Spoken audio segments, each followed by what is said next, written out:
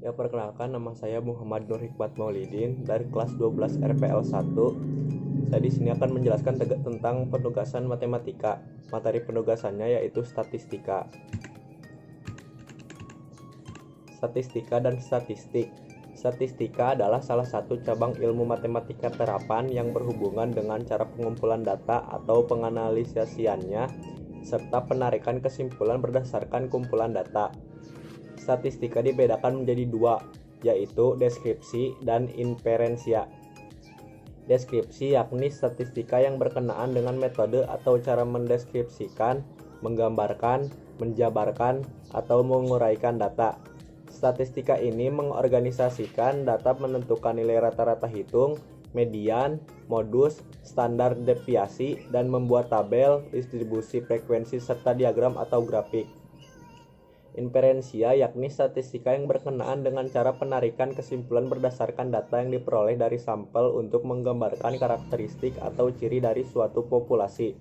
Dilakukan pengujian hipotesa dan pendugaan mengenai karakteristik dari suatu populasi, seperti mean dan standar deviasi. Populasi dan sampel. Populasi adalah semua objek, benda atau manusia yang akan diteliti atau semesta pembicaraan. Sampel adalah sebagian populasi dianggap mewakili populasinya yang benar-benar diambil datanya dan dibuat statistiknya. Datum dan data.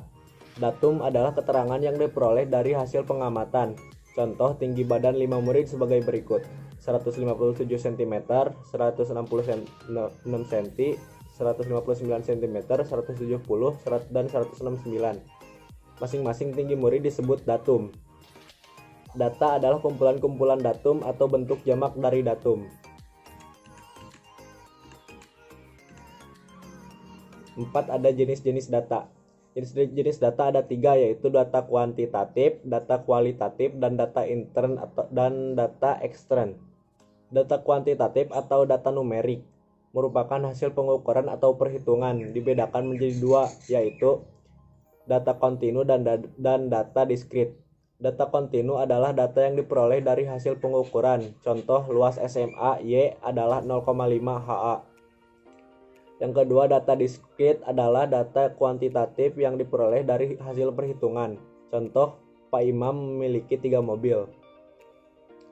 Data kualitatif adalah data yang berbentuk kategori atau atribut. Contoh, manis, rusak, gagal, sembuh. Yang ketiga, ada data intern dan data ekstern. Data intern adalah data diperoleh dari suatu instansi atau lembaga atau organisasi.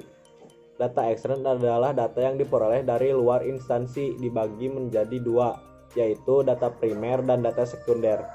Data primer adalah data yang langsung dikumpulkan oleh orang yang berkepentingan atau yang memakai data tersebut.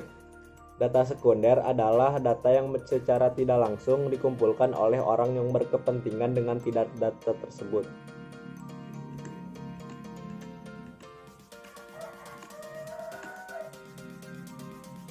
Di sini ada data tunggal, ukuran pemusatan kumpulan data. Yang pertama ada mean atau rataan. Contoh soal sebagai berikut. Berikut ini adalah nilai ujian matematika dari 5 siswa di sebuah sekolah. Ada yang nilainya 70, 75, 60, 65, dan 80. Tentukan nilai rata-rata hitung dari nilai ujian matematika kelima siswa tersebut. Jawab. X sama dengan mean 5i sama dengan 1x i per n sama dengan x1 ditambah x2 tambah x3 tambah x4 tambah x5 per n. Hasilnya yaitu 70 tambah 75 tambah 60 tambah 65 tambah 80 per 5 sama dengan 350 per 5 sama dengan 70. Jadi hasilnya 70. Dengan demikian jadi nilai rata-rata hitung nilai ujian matematika dari 5 siswa itu adalah 70.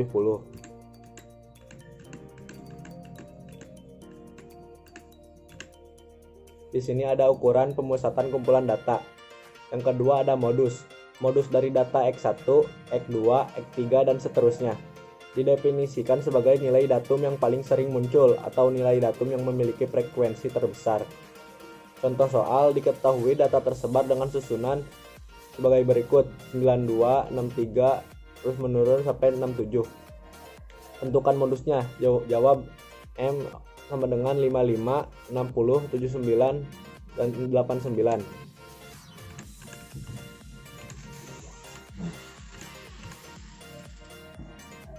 Di sini yang ketiga ada median atau nilai tengah. Syarat data harus diurutkan dari terkecil hingga terbesar. Jika n ganjil sama yang B genap, ME-nya X1/2 N plus 1. Yang B, ME sama dengan 1/2 X N/2 plus X N/2 plus 1. Contoh soalnya, diketahui data tersebar dengan susunan 92, 63, 60, 81, 91, 83, 60, 58, 71, 84, 56, 89, 97 dan seterusnya. Tentukan mediannya. Mediannya yaitu 73. Ini ada ukuran letak kumpulan data. Yang pertama ada kuartil data tunggal. A untuk Q1, jika N ganjil sama dengan X1/4 N plus 1, dan B jika N genap X1/4 N plus 2. Untuk Q2 menggunakan rumus yang sama dengan mencari median atau baik untuk data berjumlah ganjil ataupun genap. Untuk Q3 yang A jika N ganjil gunakan X3/4 N plus 1 dan B jika N genap X1/4 3N plus 2. Rumusnya. Contoh soalnya, diketahui data tersebar dengan susunan 92, 63, 60, 81, 91 dan seterusnya. Tentukan Q1 dan Q3 nya. Jawabannya yaitu kuartil bawah 60 dan kuartil atas 84.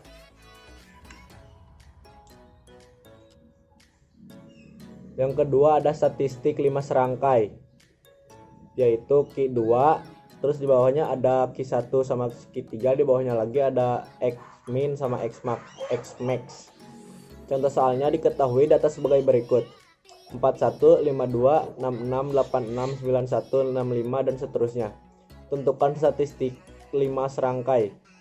Jawabannya setelah data diurutkan menjadi sebagai berikut, diperoleh X min sama dengan 41 merupakan data yang nilainya terendah, yaitu Xmax 100 merupakan data yang nilainya tertinggi. Q1 sama dengan 53 merupakan kuartil bawah. Q2 sama dengan 67,5 merupakan kuartil tengah atau median. Q3 sama dengan 87 merupakan kuartil atas. Ya, gambarnya sebagai berikut, bisa dilihat saja. Yang ketiga ada desil. Urutan atau letak desil ke I. Rumusnya ini sama dengan I per 10 dalam kurung N plus 1. Yang keempat, rataan kuartil atau RK, yang biasa kita sebut RK, sama dengan RK sama dengan 1/2 dalam kurung Q1 tambah Q3. Yang kelima ada rataan 3 kuartil, rumusnya yaitu RT sama dengan 1/4 dalam kurung Q1 tambah 2Q2 tambah Q3. Contoh soalnya, tentukan D3 dan D7 dari data 40, 30, 50, 65 dan seterusnya. Jawabnya data yang telah diurutkan 30, 35, 40, 45 sebagai berikut, yaitu D1 sama DI sama dengan nilai data yang ke I dalam kurung N plus 1 per 10. Maka D3 dan D7 adalah D3 sama dengan nilai data ke 3 dalam kurung 13 plus 1 per 10 sama dengan nilai data ke 42 per 10 sama dengan nilai data ke 4. Hasilnya nilai data ke 4 plus 1/5 dalam kurung nilai data ke 5 kurangi nilai data ke 4. Hasilnya 45 plus 1/5 dalam kurung 50 min 45. Hasilnya yaitu 45 plus 1/5 kali 5. D3 nya yaitu 46.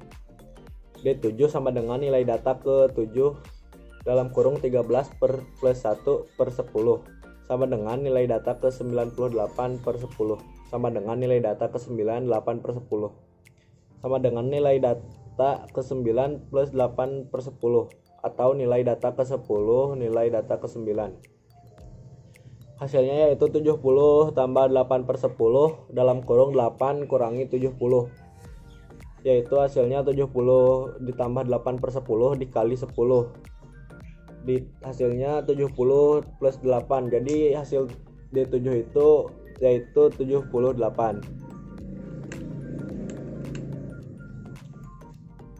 Di sini ada ukuran penyebaran kumpulan data atau berlaku pula untuk data kelompok. Jangkauan J atau rentang atau range R sama dengan X max dikurangi X min. Jangkauan antar kuartil yaitu JAK H sama dengan Q3 dikurangi Q1. Yang ketiga ada simpangan kuartil atau jangkauan semi antar kuartil JSAK Q-D sama dengan 1/2 dalam kurung Q3 kurangi Q1. Yang keempat ada langkah yaitu L sama dengan 3/2 dalam kurung Q3 kurangi Q1. Yang kelima ada pagar dalam dan pagar luar. Yang pertama pagar dalam rumusnya sama dengan PD sama dengan Q1 kurangi L. Pagar luar rumusnya P1 sama dengan Q3 tambah L. Jika PD lebih besar dari XI, lebih besar dari P, maka datanya dinamakan data normal. Jika XI lebih kecil dari PD atau XI lebih besar dari PI, maka datanya data tidak normal atau disebut pencilan. Yang keenam ada ragam. Ada 3 rumus. Nomor A biasa kita pakai. Saya pakai yang A saja. Di sini rumusnya yaitu S2 sama dengan 1N mean I sama dengan 1 dalam kurung XI dikurangi X2. Yang ketujuh ada simpangan baku yaitu S adalah akar kuadrat dari ragam. Jadi simpangan baku sama dengan S sama dengan kuadrat S2.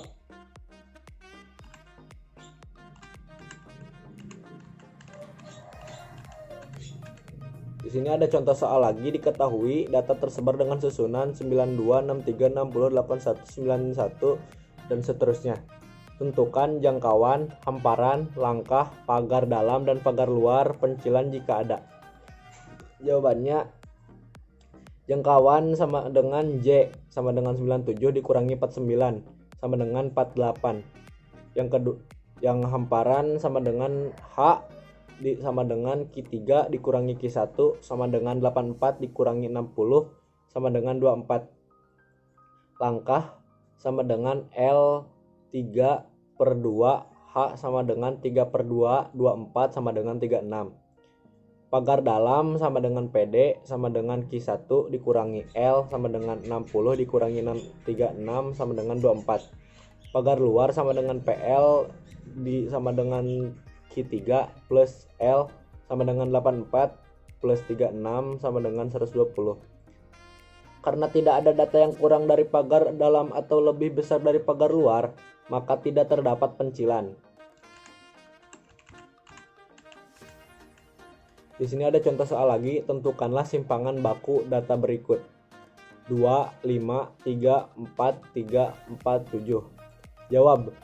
Kita hitung dulu rata-rata hitung dari data tersebut, yaitu X sama dengan 2 tambah 5 tambah 3 tambah 4 tambah 3 tambah 4 tambah 7 per 7 sama dengan 28 per 7 sama dengan 4. Maka S-nya yaitu sebagai berikut, kita lihat saja. Jadi simpangan baku dari data tersebut adalah 1,6.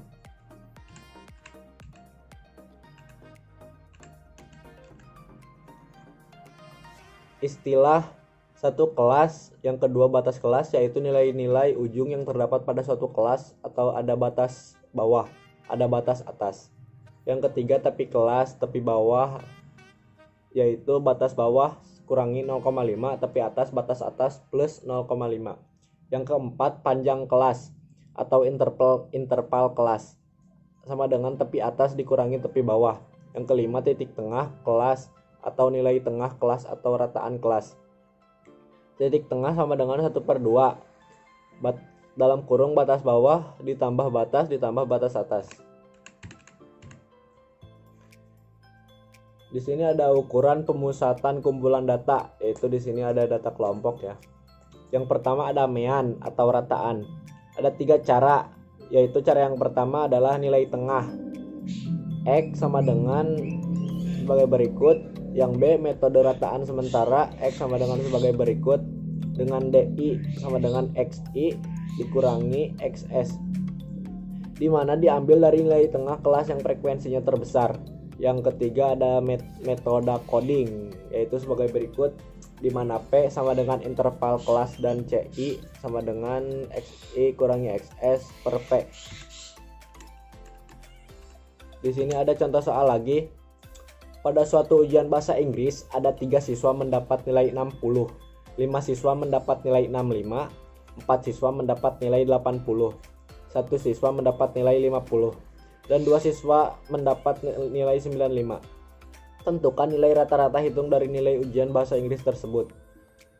Jawabannya dari tabel di samping diperoleh sebagai berikut. Jadi nilai rata-rata hitung dari ujian bahasa Inggris adalah 71.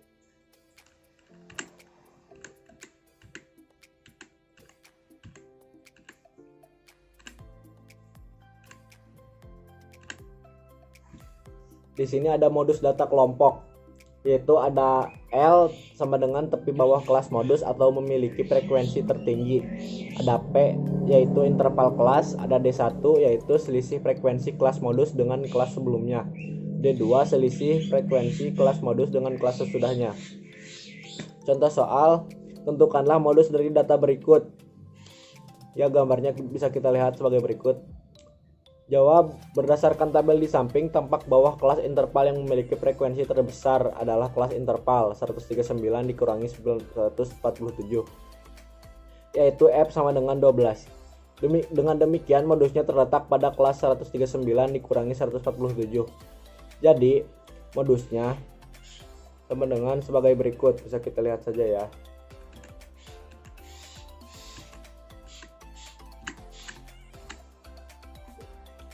Di sini ada kuartil data kelompok. Yang pertama ada kuartil pertama atau kuartil bawah. Q1 sama dengan kuartil bawah. L1 yaitu tepi bawah kelas yang memuat kuartil bawah Q1.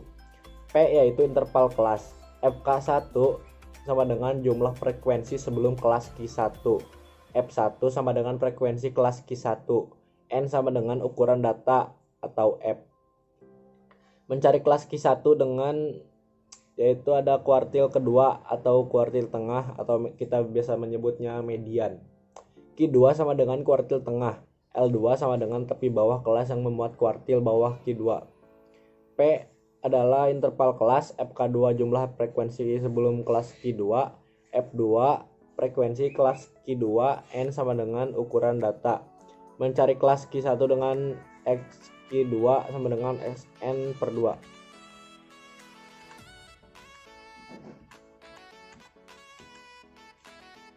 Di sini yang ketiga ada kuartil 3 atau kuartil atas. Q3 sama dengan kuartil bawah. L3 sama dengan tepi bawah kelas yang memuat kuartil bawah Q3. P sama dengan interval kelas. FK3 sama dengan jumlah frekuensi sebelum kelas Q3. F3 adalah frekuensi kelas Q3. N sama dengan ukuran data.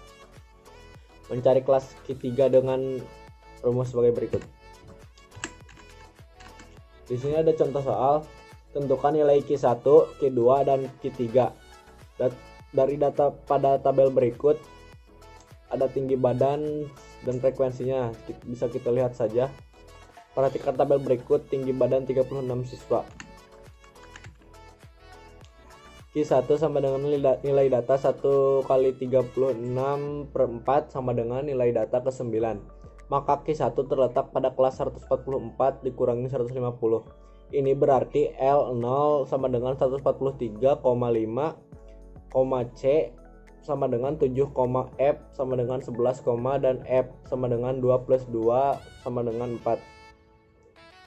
Q1 sama dengan L0 sebagai berikut rumusnya. Yang kedua ada Q2 sama dengan nilai data ke 2 kali 36/4 sama dengan nilai data ke 18. Maka Q2 terletak pada kelas 144 kurangi 150. Ini berarti L0 sama dengan 150,5, C sama dengan 7, F sama dengan 9, dan F sama dengan 2 plus 2 plus 11 ditambah 15. Yang ketiga ada Q3 sama dengan nilai data ke 3 kali 36/4 sama dengan nilai data ke 27. Maka Q3 terletak pada kelas 144 min 150. Ini berarti L0 sama dengan 157,5, C sama dengan 7, F sama dengan 6, dan F sama dengan 2 plus 2 plus 11 plus 9 sama dengan 24. Rumusnya sebagai berikut ya.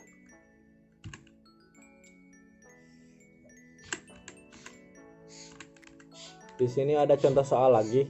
Tentukan median dari data pada tabel sebagai berikut. Bisa kita lihat saja tabelnya. Jawab N/2 sama dengan 36/2 sama dengan 18. Ini berarti median terletak pada kelas 151 dikurangi 157, yaitu L0 sama dengan 150,5. F sama dengan 2 plus 2 plus 11 sama dengan 15. F nya yaitu 9 dan C sama dengan 7. Jadi mediannya sebagai berikut. Dengan demikian median dari data tersebut adalah 152,8 cm.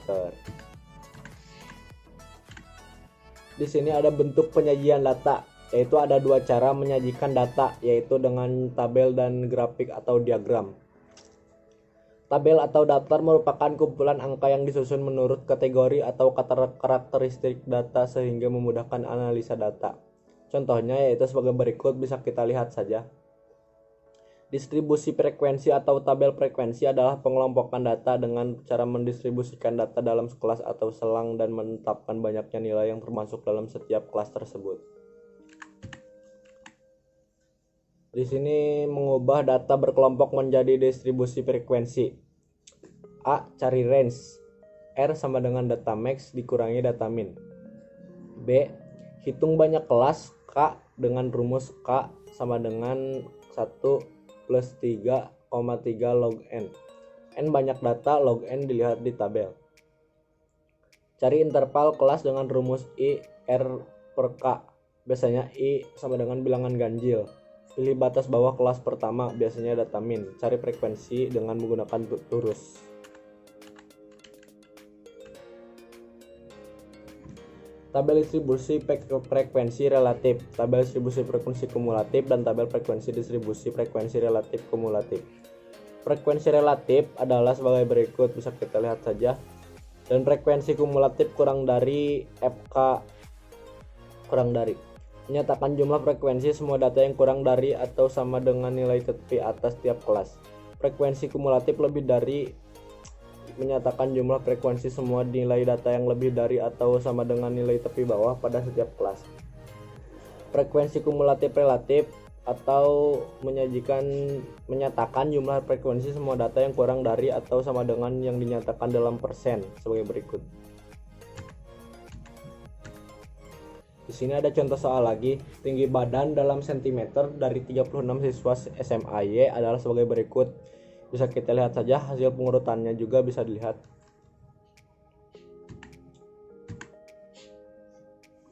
Jangkauan range data yaitu sebagai berikut. Banyaknya kelas data adalah sebagai berikut. Dengan demikian banyaknya kelas dapat ditentukan kira-kira mendekati 6.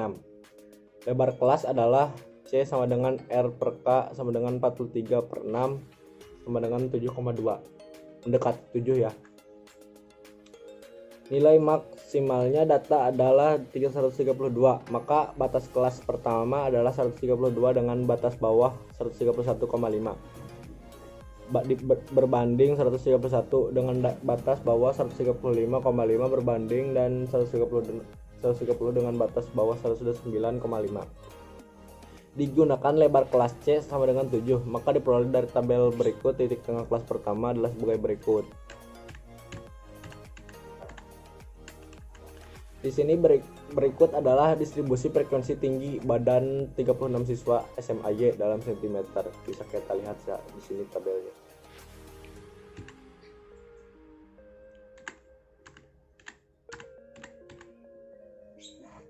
Diagram terdapat beberapa jenis yakni grafik atau diagram garis, diagram batang daun, diagram kotak garis dan lain-lain.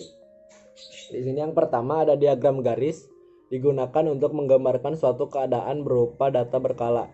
Contoh jumlah kelahiran tiap tahun. Yang kedua ada diagram batang daun, digunakan untuk menyatakan penyebaran data, contoh data nilai ujian matematika dari 30 murid SMA. Yang ketiga ada diagram kotak garis, digunakan untuk menggambarkan pemusatan dan penyebaran dari kumpulan data, terdiri dari bagian kotak, bagian garis, dan bagian skala. Yang keempat ada diagram lingkaran, menggunakan sebuah lingkaran yang terbagi beberapa juring dengan besar sesuai banyaknya frekuensi. Yang kelima ada diagram batang, menggunakan gambar berupa batang berbentuk persegi panjang. Contoh soal lagi ya, di sini diketahui data sebagai berikut. Kita bisa lihat. Buatlah diagram kotak garis, jawabannya setelah data diurutkan menjadi 41 dan seterusnya. Diperoleh X min sama dengan 41 merupakan data yang nilainya terendah dan maksimalnya 100 merupakan data yang nilainya tertinggi. Q1-nya yaitu 53 merupakan kuartil terbawah, Q2-nya 67,5 merupakan kuartil tengah atau median. Q3-nya yaitu 87 merupakan kuartil atas. Kita bisa lihat di sini gambarnya. Contoh soalnya, di sini ada contoh soal lagi. Jumlah lulusan SMA X di suatu daerah dari tahun 2001 sampai tahun 2004 adalah sebagai berikut. Kita bisa lihat tabelnya. Di tahun 2000 ada 20, jumlahnya ada 20, naik terus sampai 2004 ada 100 jumlahnya.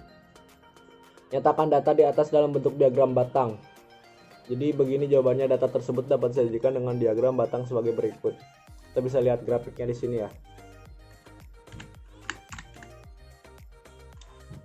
Di sini ada contoh soal lagi.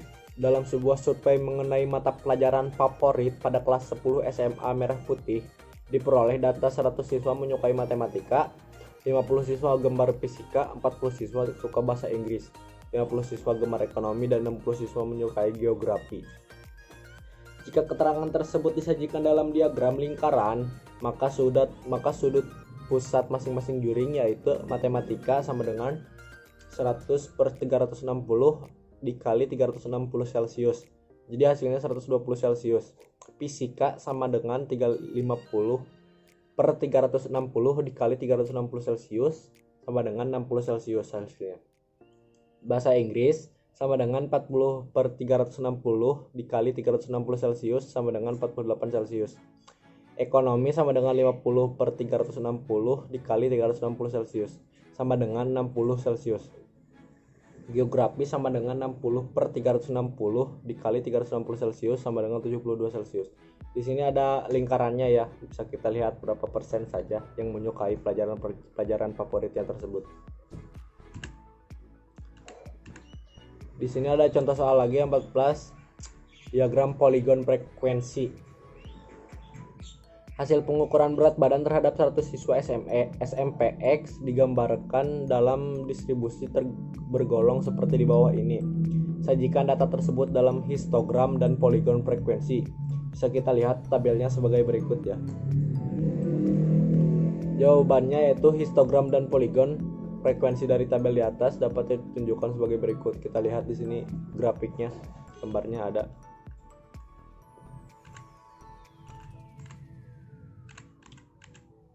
Berikut adalah skor ulangan matematika 30 siswa, 58, 10, 11, dan seterusnya. Skor di atas berkisar antara 5 dikurangi 67, maka dipenggal menjadi 0 kurangi 9 berbanding 10 dan seterusnya. Selanjutnya angka puluhan sebagai batang, angka satuan sebagai daun. Kita lihat di sini tabelnya, bisa kita lihat saja ya. Pahami.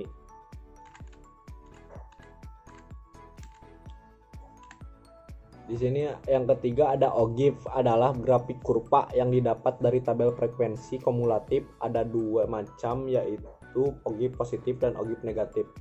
Yang pertama ada OGIF positif, berdasarkan daftar distribusi kumulatif kurang dari Ogib negatif berdasarkan pada daftar distribusi frekuensi kumulatif lebih dari. Kita bisa lihat di sini tabelnya. Frekuensi kumulatif kurang dari sama frekuensi kumulatif lebih dari.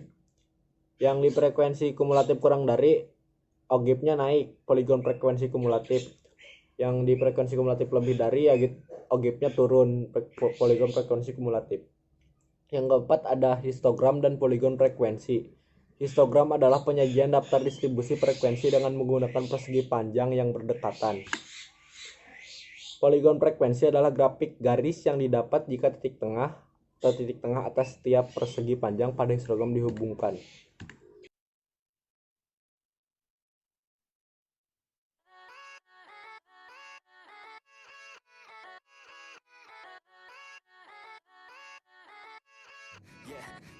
Ya, sekian dari saya, kurang lebihnya mohon maaf bila ada kekurangan atau kesalahan kata. Terima kasih sudah menonton.